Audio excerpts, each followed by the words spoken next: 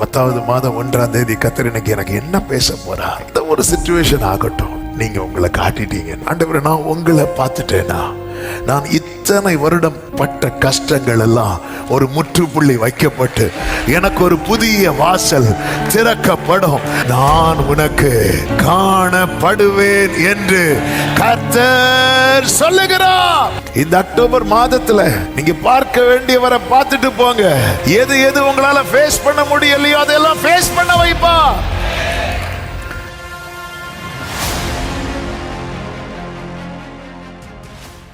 ஆண்டவரும் இரட்சகருமாகிய இயேசு கிறிஸ்துவின் இனிய நாமத்தினாலே உங்களை வாழ்த்துகிறேன். கடந்த 9 மாதங்கள் தேவன் நம்மை கிருபையாய் பாதுகாத்தார், அற்புதமாய் நடத்தினார். இந்த புதிய மாதத்தை காண செய்து ஆண்டவர் சமூகத்திலிருந்து துவங்கும்படிக்கு கர்த்தர் கிருபை பாராட்டி இருக்கிறார். கர்த்தருக்கு மகிமை உண்டாவதாக. வேதத்தை எடுத்துக்கொள்வோம். இந்த மாதம் கர்த்தர் தந்த அருமையான ஒரு வார்த்தை எரேமியா தீர்க்கதரிசன புஸ்தகம் 29வது அதிகாரம். எரேமியா 29வது அதிகாரத்தின் 14வது வசனத்தை வாசிக்கிறேன். எரேமியா 29:14. நான் உங்களுக்கு காணப்படுவேன் என்று கர்த்தர் சொல்லுகிறார். நான் உங்கள் சிறையிருப்பை திருப்பி நான் உங்களை துரத்திவிட்ட எல்லா ஜாதிகளிலும் எல்லா இடங்களிலும் இருந்து உங்களை சேர்த்து நான் உங்களை விலக்கி இருந்த ஸ்தலத்துக்கு உங்களை திரும்பி வர பண்ணுவேன் என்று கர்த்தர் சொல்லுகிறார். கரங்களை உயர்த்தி ஆமேன் சொல்லுவோம். கர்த்தர் இந்த மாதம் தருகிற வார்த்தை அந்த முதல் லைன் தான். நான் உங்களுக்கு காணப்படுவேன். நான் உங்களுக்கு காணப்படுவேன். கடந்த வாரத்தில் இந்த வார்த்தை ஆவியானவர் ஆமென்.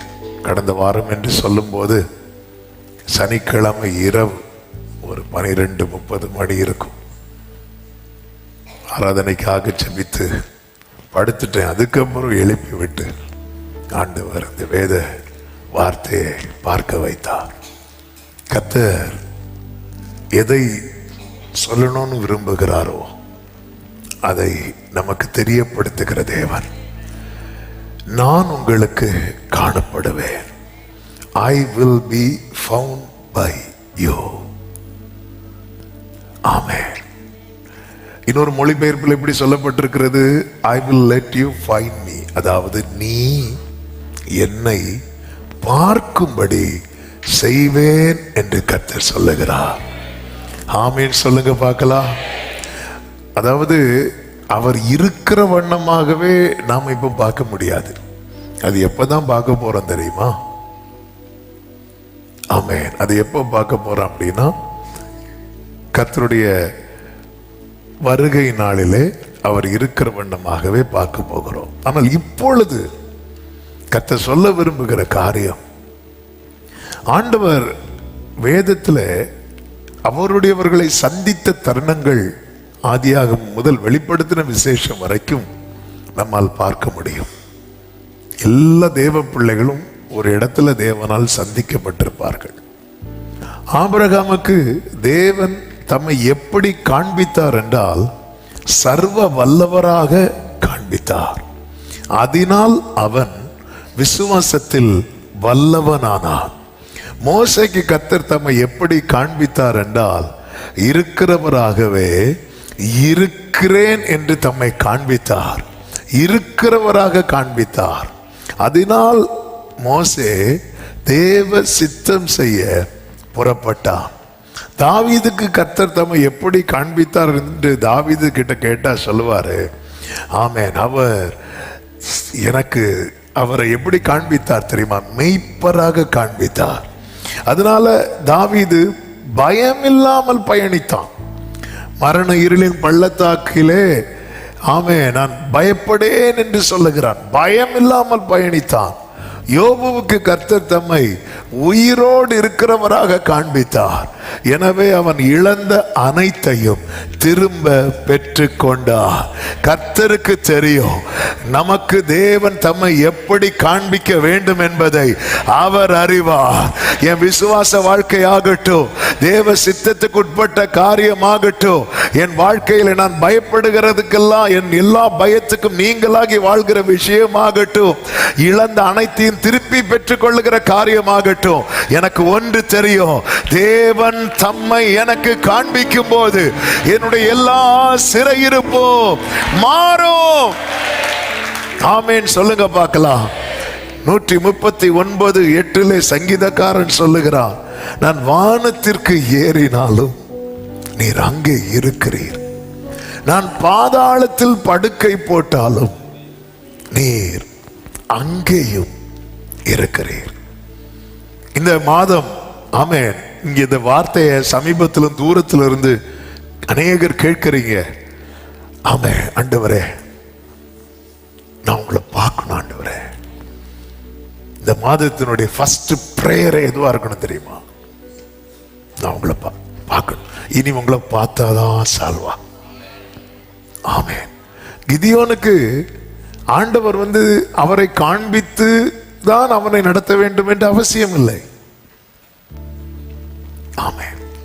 ஆனால் கர்த்தர் அந்த இடத்துல அவனுக்கு தம்மை காண்பிக்கிறார். ஆமென். அவன் என்ன சொல்லுவான் தெரியுமா? ஐயோ நான் அவரை பார்த்துட்டேன், நான் சாகதான் போறேன். இல்ல, கர்த்தர் தம்மை நமக்கு காண்பிக்கிறது நம்ம கதையை முடிக்கிறதுக்கு இல்ல, நம்முடைய கதையை மாற்றி எழுதுவதற்கு. இதுவரை எழுதப்பட்ட ஸ்டோரி என்ன கிதியோனே? நான் சம்பாதிப்பேன், மீதியானியர் தூக்கிட்டு போவாங்க. நான் சம்பாதிப்பேன், மீதியானியர் தூக்கிட்டு போவாங்க. ஸ்டோரி கர்த்தர் மாற்றி எழுத போகிறார். ஆமென். ஆண்டவரே, அதனாலதான் இங்க சொல்லப்பட்டிருக்கிறது, நீங்கள் முழு இருதயத்தோடும் என்னை தேடினால்,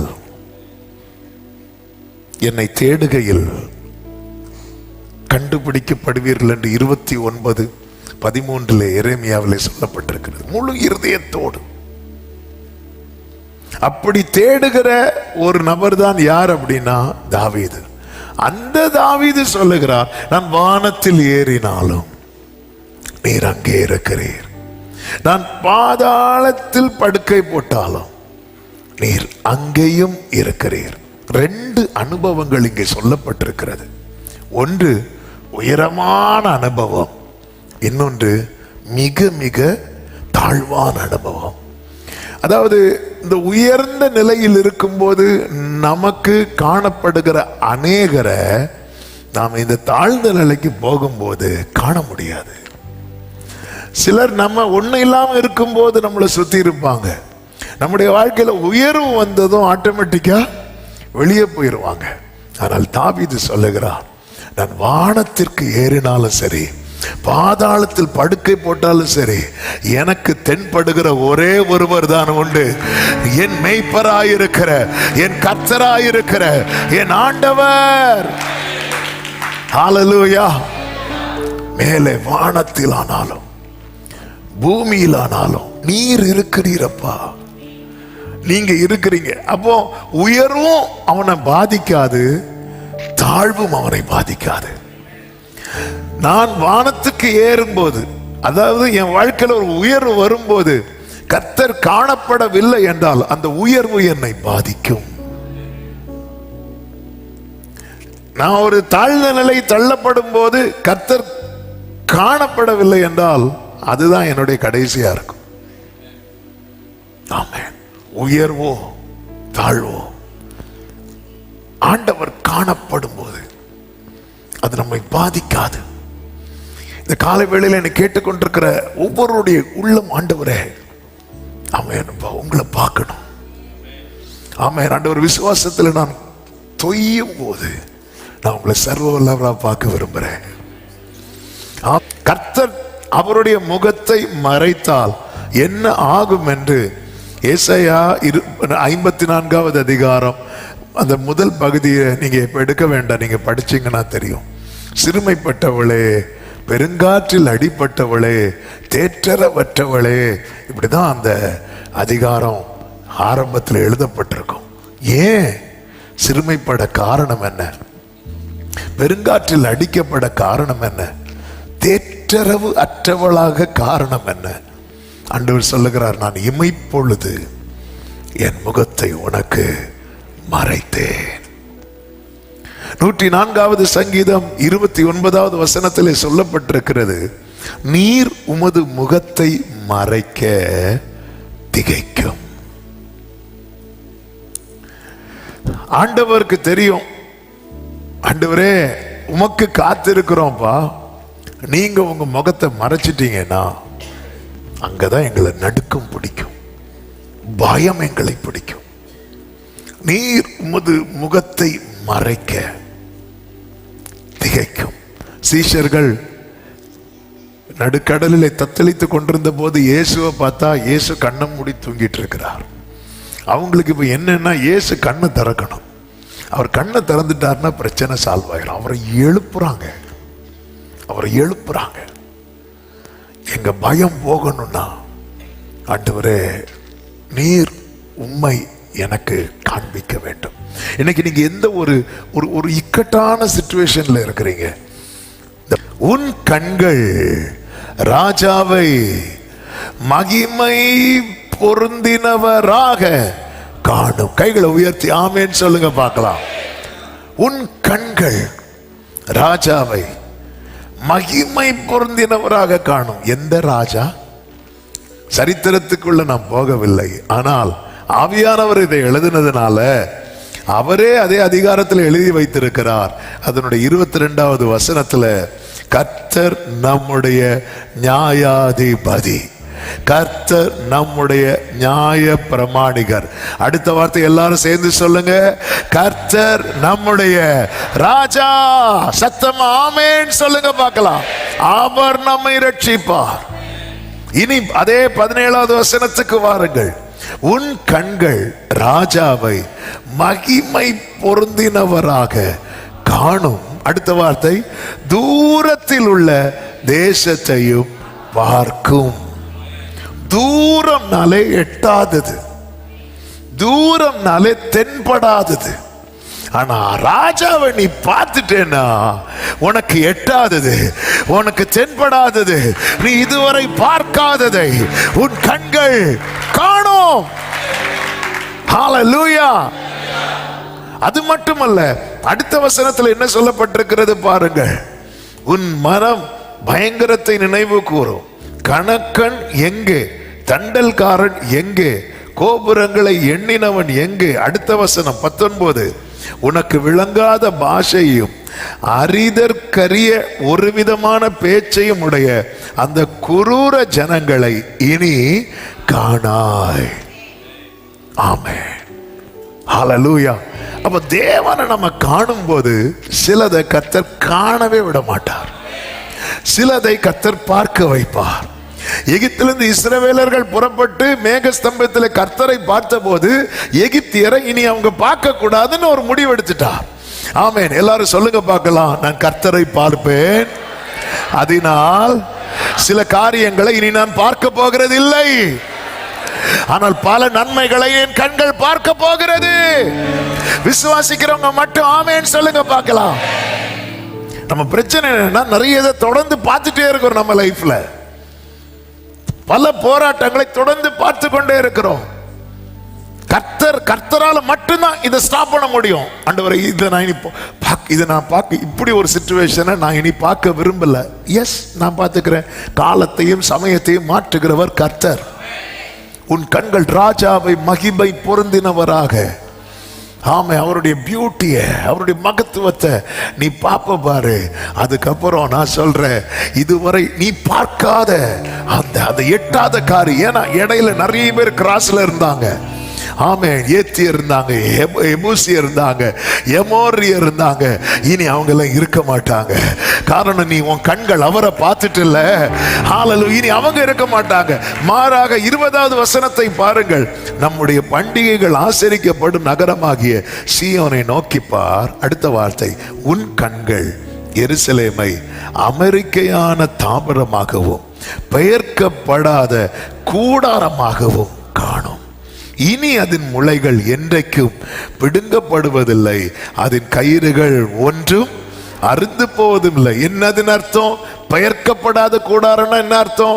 இதுவரை உன் வாழ்க்கை எப்படி இருந்துச்சு? ஒரு இடத்துல இருந்த, இன்னொரு இடத்துக்கு போன, அங்க பிரச்சனை, இன்னொரு இடத்துக்கு போன, அங்க பிரச்சனை, இன்னொரு இடத்துக்கு போன. ஹல்லேலூயா.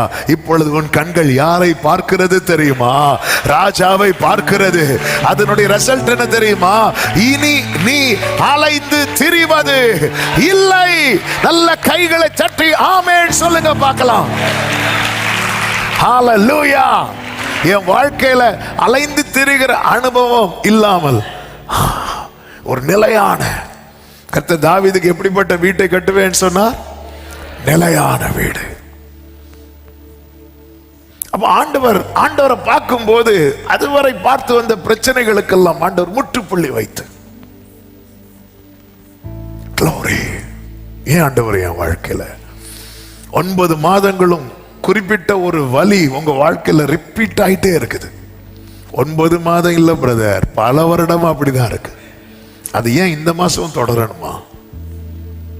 ஆமென். நம்முடைய முழு இருதயத்தோடு தேடினால், எதுக்காக ஆண்டவர் இதெல்லாம் பேசிட்டு இருக்கிறார்னா, இனி உன் ஃபோக்கஸ் இனி ஒரு காரியத்துல மட்டும் வை. அவருடைய சமூகத்தை தேடு. உம்முகம் பார்க்கணுமே, உம்மழகை முழு இருதயத்தோடு ஆண்டவரே நீங்க வரணும். அதாவது நம்முடைய அழுகை அப்படிதான் இருக்கணும். மார்த்தாள் சொல்றாங்க நீங்க இருந்திருந்தா, மரியாள் சொல்றாங்க நீங்க இருந்திருந்தா, கிதியோன் சொல்றான் ஆண்டவரை பார்த்ததும் கேட்ட முத கேள்வி, எங்க ஆண்டவரை போனீங்க? நீங்க இருந்திருந்தா இதெல்லாம் நடந்திருக்காதுப்பா. இப்படிப்பட்ட தேடல் உடையவனுக்கு மட்டும்தான் கர்த்தர் தம்மை காண்பிப்பார். ஆண்டவரே நீங்க எங்க போயிட்டீங்க? நீங்க இருந்திருந்தா. இந்த தேடல் கிதியோனுக்கு எத்தனை பேர் இருந்தாங்க? கிதியோன் மட்டுமா யுத்தத்துக்கு போனார்? 300 பேர் போனாங்கல்ல. கர்த்தர் இந்த 300 பேரையும் எப்படிப்பட்டவர்களாய் பார்க்கிறார்? தகுதி உள்ளவர்களாய் தானே பார்க்கிறார். அப்ப கிதியோனை போல தகுதி உள்ள எத்தனை பேர் இருக்கிறாங்க? 30,000 தகுதியா பார்க்கல. ஆனா ஆண்டவர் தெரிந்தெடுத்த நபர்கள் எத்தனை பேர்? அந்த 300 பேர்ல கிதியோனுக்கு மட்டும் தம்மை காண்பிக்க காரணம் என்ன? காரணம் ஒன்றுதான், அவனுடைய தேடல். நீங்க இருந்திருந்தா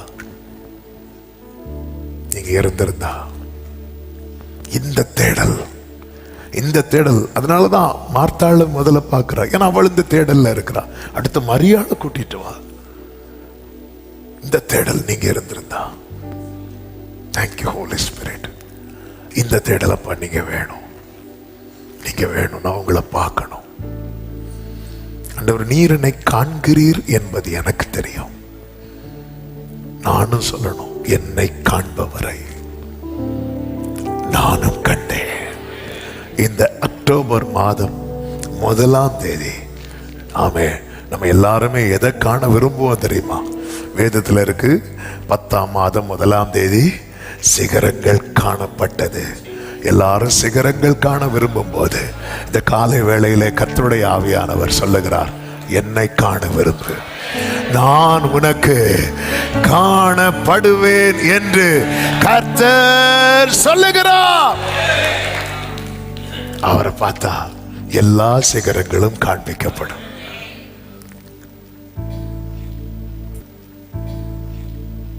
ஆமென்.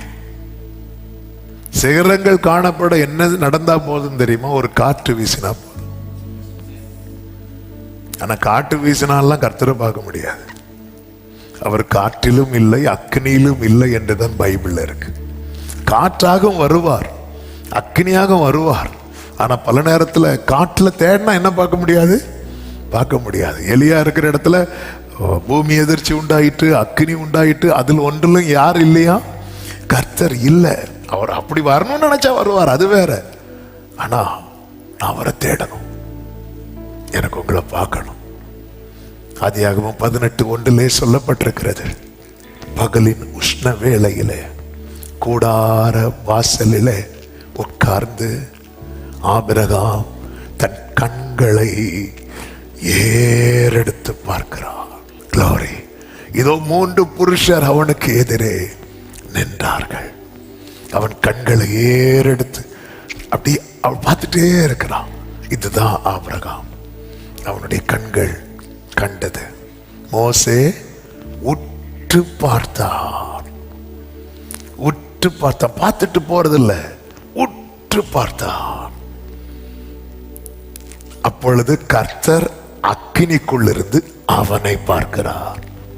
நம்மை எப்பொழுதும் காண்கிறவர் நம்மை சந்திக்கும் தருணத்தில் நாம் பார்த்த பிறகு பார்க்கும்படிக்கு வெயிட் பண்ணிட்டு இருக்கிறார். இந்த பார்வை ரொம்ப விசேஷமானது. நான் அவரை பார்க்க, அவர் என்னை பார்க்க இந்த சந்திப்பு நடக்கும் தெரியுமா? இங்கே நிறைய மாற்றங்கள் உண்டு.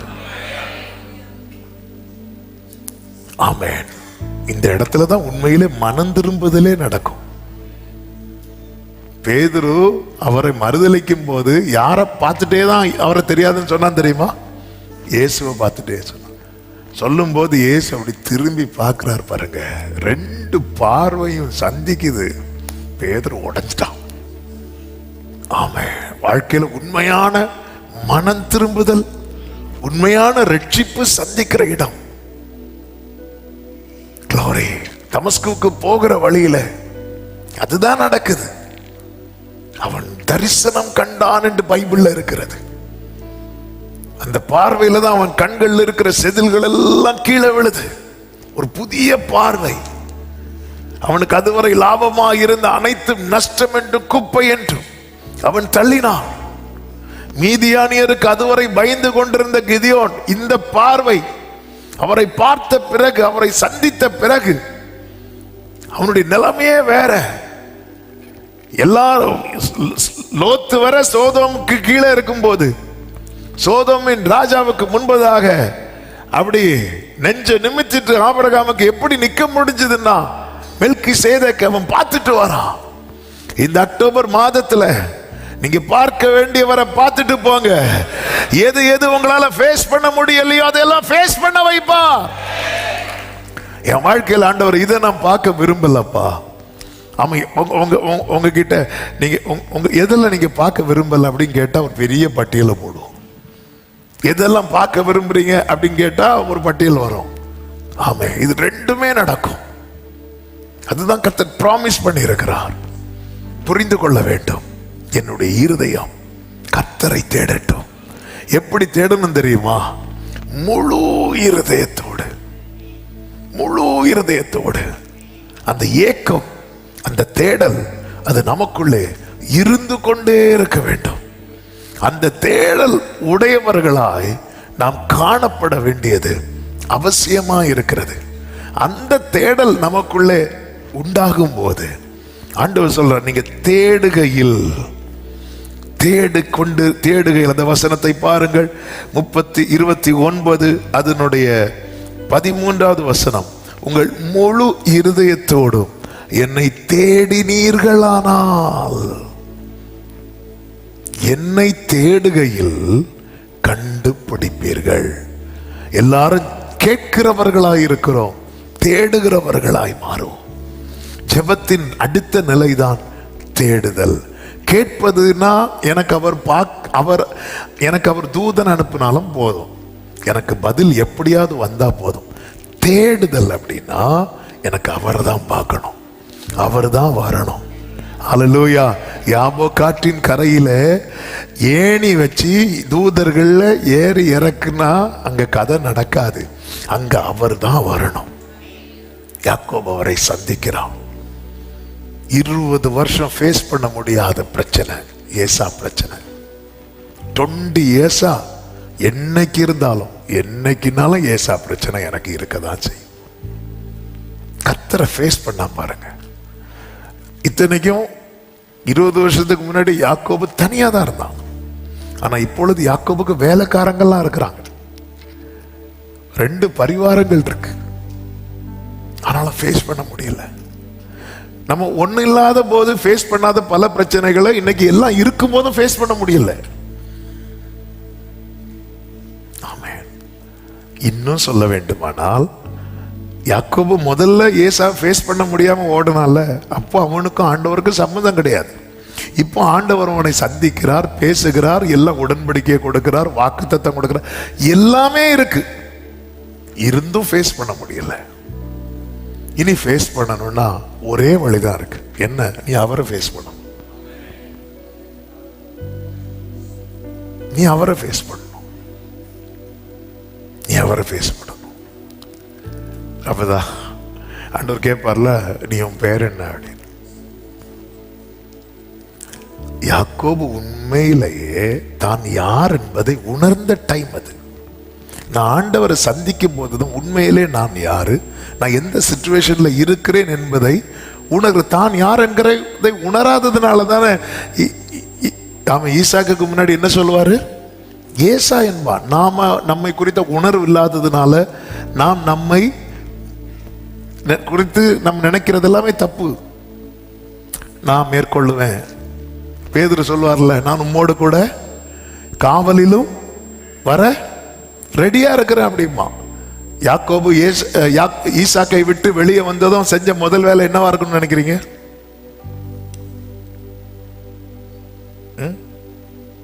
யாக்கோபு ஈசா கிட்ட எப்படி போவான்? ஏசாவா எப்படி போவான்? ஆபரேஷன் பண்ணிட்டா. அப்போ ஏசாவின் வஸ்திரத்தை போட்டுட்டு போவோம். அப்ப ஈசாக்கு விட்டு வெளியே வந்ததும் யாக்கோபு என்ன செஞ்சிருப்பாரு? ஏசாவின் வஸ்திரத்தை கழட்டி வைப்பான். இதுதான் நடக்கும். நம்ம ஆண்டவர் சமூகத்திலிருந்து அப்படி சொல்லுவோம், ஆண்டவரே நான் உம்மோடு கூட என்ன வந்தாலும் செய்வேன். வெளியே போனதும் அந்த ட்ரெஸ் கலந்துரும், நிக்க முடியாது. நம்ம தேவ சமூகத்தில் ஏசாவா தான் நின்றுட்டு இருக்கிறோம். இங்க வந்து ஆண்டவர் என்ன நான் பரிசுத்தமாய் வாழ்வேன், நான் அப்படி வாழ்வேன், நான் இப்படி செய்வேன், உம்மோடு கூட காவலிலும் ட்ரெஸ் கலந்துட்டு என்னெல்லாமோ நிக்கிறோம். முடியல. எப்படி? அதனால ஃபேஸ் பண்ண முடியல.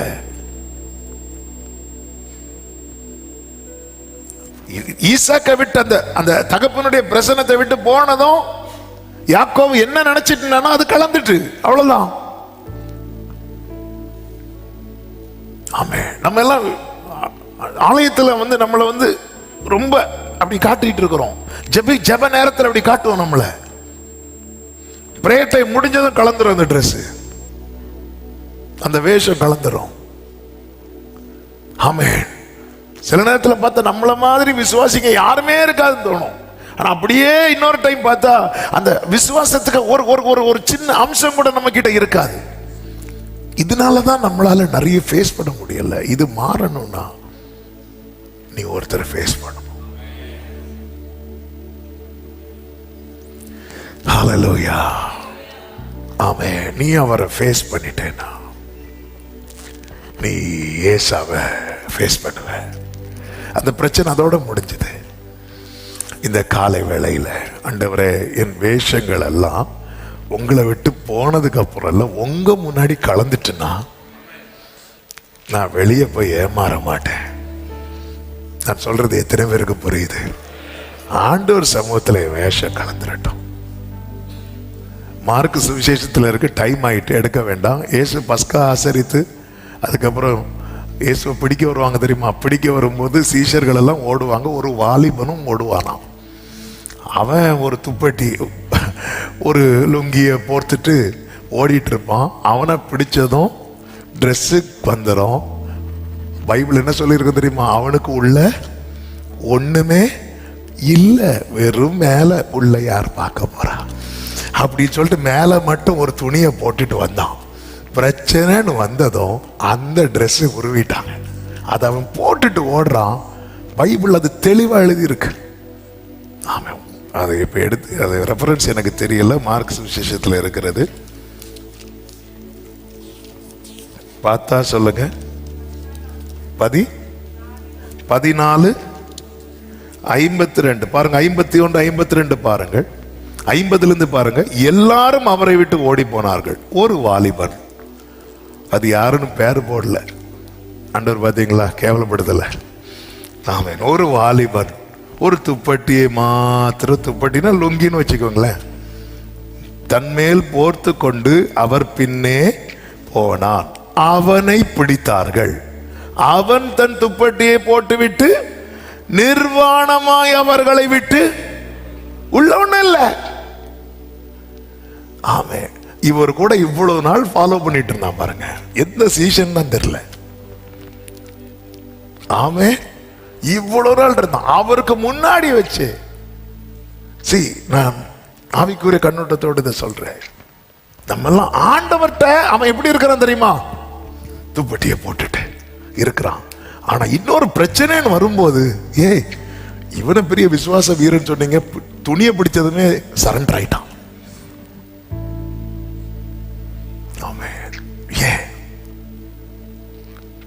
இன்னைக்கு நிறைய பிரச்சனைக்கு முன்னாடி நம்ம இப்படித்தான் இருக்கிறோம்.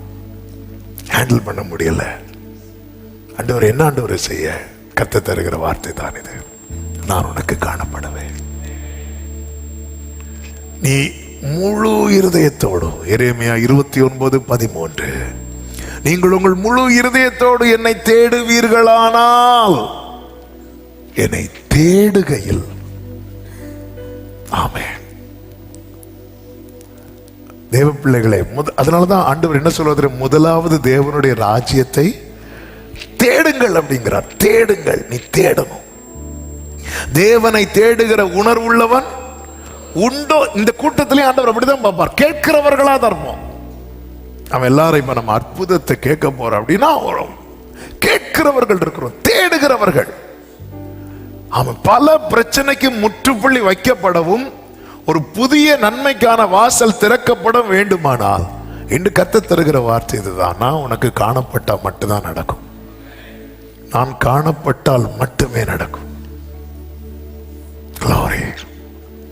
காணப்படுவீங்களா ஆண்டவரே? நீ தேடுனா, நீ என்னை தேடுகையில், அதன் அர்த்தம் என்ன? தேடுறவனை கத்தர் ரொம்ப காக்க வைக்க மாட்டார். நீ தேடுகையில், தேடிட்டு இருக்கும் போதுதான் நான் தென்படுவேன். தேடி முடிச்சிட்டு உக்காந்த போதில், தேடி கொண்டு இருக்கும் போது, கேட்டா உடனேயும் தருவார், கொஞ்சம் டைம் ஆகியும் தருவார், உட்கார வச்சு ரொம்ப டிலே ஆகி தருவார். நான் தேடுனா, தேடிட்டு இருக்கும் போதே தென்படுவார். இதுதான் வித்தியாசம். நீ தேடுகிறவனா மாறிட்டேன்னா, கேட்கிறவனா மட்டும் இருக்கிறதுனாலதான் ரொம்ப வெயிட்டிங்ல வச்சிட்டு இருக்கிறார். நீ தேடுறவனா மாறிட்டீங்கன்னா உன் வெயிட்டிங் பீரியட் எல்லாம் முடிவுக்கு வரப்போகுது. நான் சொல்லுகிறது எத்தனை பேருக்கு புரிகிறது என்று தெரியவில்லை. ஆண்டவரே, நான் ரொம்ப வருஷம் காத்திருந்தேன்.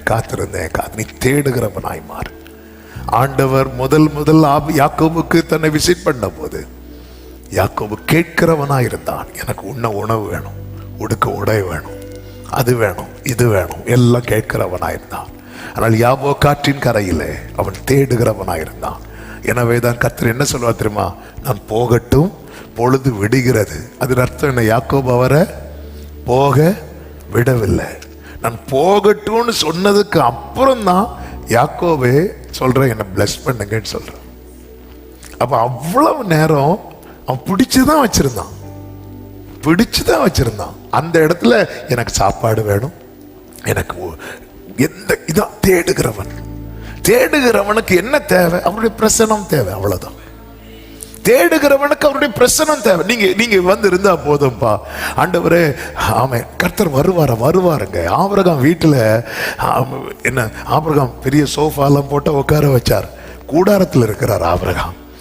ஆண்டவருக்கு வீட்டுக்குள்ள கூட உட்கார வைக்க முடியல. அவன் மரத்தடியில தான் உட்கார வச்சான் ஆபிரகாம். மரத்தடியில் ஆண்டவர் வந்து உட்கார்ந்தாரா இல்லையா? மரத்தடியில சாஞ்சி உட்கார்ந்தார்.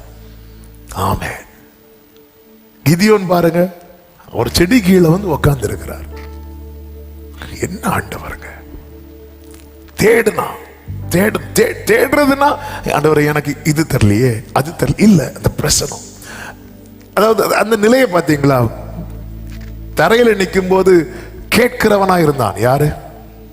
இது பேதுரு. ஆண்டவரை எல்லாத்தையும் விட்டு வந்தோமே, எங்களுக்கு என்ன தருவீர் அப்படின்னு அந்த மகிமையில, அந்த மலையில கொண்டு போகும்போது தேடுகிறவன் ஆயிட்டான். அவன் சொல்றான், ஆண்டவர் இங்கே இருந்துருவோம், இப்படி இருந்துருவோம். ஆண்டவரே, இந்த இடத்துல உமக்கு ஒரு கூடாரம். அவன் கூடாரத்தை தான் எதுக்கு கூடாரம்னா, இங்கேயே செட்டில் ஆயிரும். உங்க பிரசன்ஸ்ல அப்படி இருந்துரும். அந்த இடத்துல இங்க வந்து என்ன தருவீர்? இங்கே பசிக்குது, எனக்கு சாப்பாடுக்கு இங்கே என்ன செய்வோம், ஒன்றும் கீழே தான் அந்த கவலைகள் வந்துட்டே இருக்கு. ஆண்டவரே இது வனாந்திரம் ஆயிட்டு, நேரம் ரொம்ப போகுது, என்ன செய்வோம் ஆண்டவரே, என்ன செய்வோம், என்ன, இந்த கேள்விகள் வந்துட்டே இருக்கு. அந்த பிரசனத்தில் என்றாக இந்த கவலையே இல்லை. ஏன்னா ஆண்டவரே சொல்லிட்டார், நீ முதலாவது தேவனுடைய ராஜ்யத்தை தேடு, பின்பு இவைகள் எல்லாம் உங்களுக்கு கூட கொடுக்கப்படும். ஆமென். இந்த மாதம் ஆமென், இந்த மாதம் அந்த ஒரு எதிர்பார்ப்பு. என்னங்க ரொம்ப எக்ஸைட்டடா இருக்கிறீங்க, என்ன விஷயம்? அவர் எனக்கு காணப்படுவேன் ப்ராமிஸ் பண்ணியிருக்கிறார். ஓ ஜீசஸ், ரொம்ப சந்தோஷம் உங்க முகத்தை பார்க்க. ஆமென், ஹல்லேலூயா. அவர் எனக்கு அது தருவேன்னு சொல்லி இருக்கிறார். இது அவர் எனக்கு நான் உனக்கு என்ன காட்டுவேன்னு சொல்லி இருக்கிறார். ஆமே, அவர் அதிசயங்களை காண பண்ணுகிறவர் மாத்திரமல்ல, அவர் தம்மையும், ஆமே, அவர் நமக்கு காணப்படுகிறவர். அவர் காண பண்ணுகிறவர் மாத்திரமல்ல, காணப்படுகிறவர். இந்த காலை வேளையில சமீபத்திலும் தூரத்திலும் இருந்து கேட்கிற அன்பு உள்ளங்களே, இந்த எதிர்பார்ப்போடு உங்க ஜெபங்களாகட்டும், உங்கள் ஆராதனைகளாகட்டும், உங்களுடைய வேத தியானமாகட்டும், இந்த எதிர்பார்ப்பு, உங்களை நான் பார்க்கணும், உங்களை நான் பார்க்கணும். ஹல்லேலூயா. கட்டளை போடு. நன்றி ஆண்டவரே.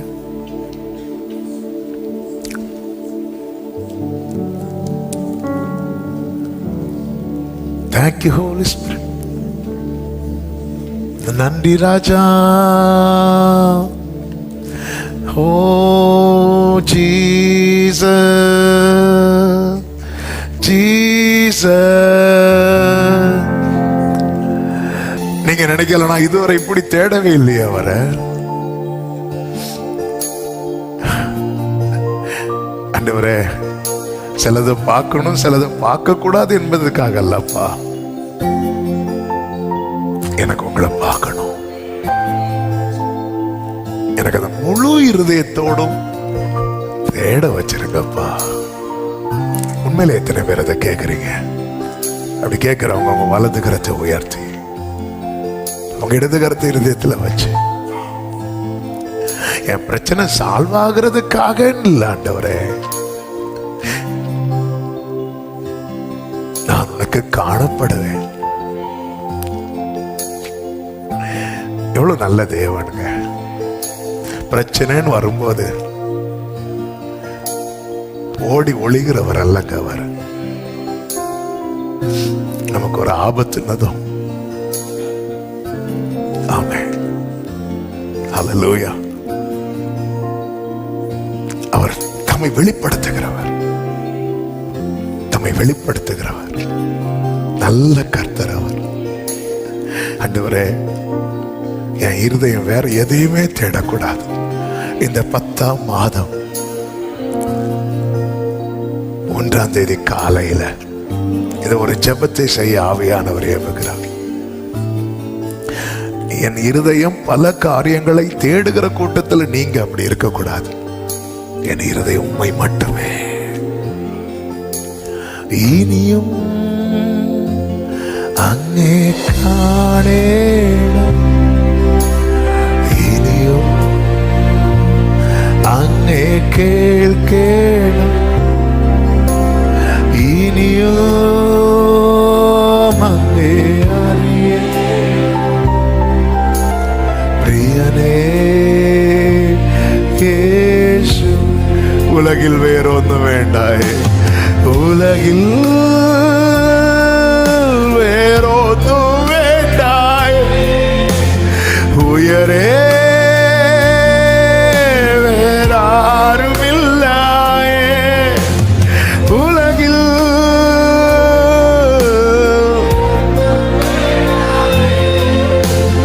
உயரே.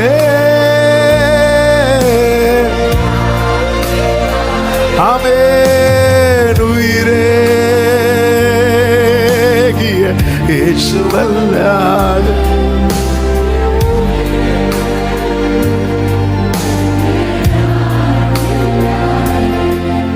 நன் உயிரேகிய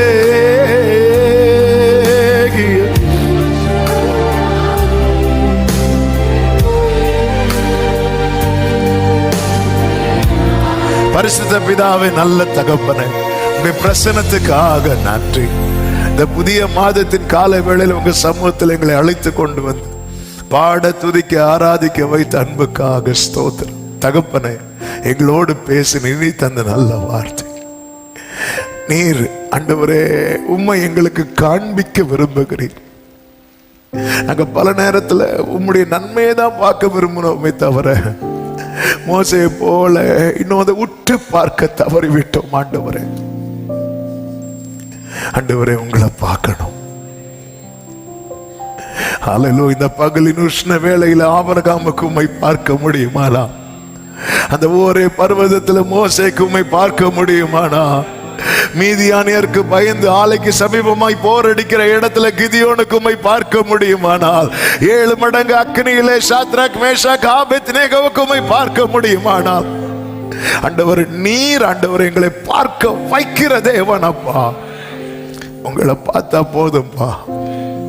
எங்க வாழ்க்கையில தொடர் பிரச்சனைக்கெல்லாம் முற்றுப்புள்ளியும் ஒரு புதிய துவக்கமும் உங்களை பார்க்கிறதுல எங்களுக்கு உண்டாகும். ஆண்டவரே, கிருபை செய்யும். இந்த தேடல் ஒவ்வொருவருக்குள்ளும் உண்டாவதாக. தேவ சமாதான கிருபை ஆட்கொள்ளட்டும். இந்த மாதம் ஒவ்வொருவருக்கும் நன்மையாய் ஆசீர்வாதமாய் இருக்க அனுக்கிரகம் செய்தருளும். கண்மணியை போல காத்தருளும். கையின் கிரியைகளை ஆசீர்வதிங்க. போக்கிலும் வரத்திலும் பாதுகாத்துக்கோங்க. ஒவ்வொரு கூடாரத்திலும் ஆண்டவரே தேவ பிரசனம் வெளிப்படும். இதுவரை வெளிப்படாத வண்ணம் வெளிப்படுவதை சொல்லணும். கர்த்தர் இருக்கிறார் என்று சொல்லுகிற வண்ணம் அந்த தேடல் ஒவ்வொருவருக்குள்ளும் உண்டாகட்டும்பா. நீர் ஆளுகை செய்யும், ஆசீர்வதியும். சபையில் நடக்கிற ஊழியங்கள், வெளி ஊழியங்கள் எல்லாவற்றையும் கதை பொறுப்படுத்திக் கொள்ளும். தேவன் மகிமைப்படுவீராக. ஆண்டவரே, நீர் அதிசயங்களை காண பண்ணுகிறவர் மாத்திரமல்ல, நீர் எங்களுக்கு காணப்படுகிறவராகவும் இருக்கிறீர். கர்த்தாவே, ஒவ்வொருவர் இது சாட்சியாய் சொல்லட்டும்பா. எல்லா மகிமை கனமுக்கு செலுத்துகிறோம் இரட்சகர் இயேசுவின் நாமத்தில் பிதாவே, ஆமென். செய்து சத்தமாய் சொல்லுவோம். என் ஆத்துமாவே கர்த்தரை ஸ்தோத்திரி, என் ஆத்துமாவே கர்த்தரை ஸ்தோத்திரி. கர்த்தர் செய்த சகல உபகாரங்களை மறவாதே. ஆமே. நம்முடைய கர்த்தராகிய இயேசு கிறிஸ்துவின் கிருபையும், பிதாவாகிய தேவனுடைய அன்பும், பரிசுத்த ஆவியானவருடைய ஐக்கியமும் சிநேகமும் பாதுகாவலும் நம் அனைவரோடும், எல்லா பரிசுத்தவான்களோடு கூட, விசேஷமாய் கர்த்தரை முழு இருதயத்தோடு தேடுகிறவர்களோடு கூட கர்த்தருடைய வருகை மட்டும் தங்கியிருப்பதாக. ஆமென். ஹல்லேலூயா. God bless you. கர்த்தர் உங்களை ஆசீர்வதிப்பாராக. ஆமென்.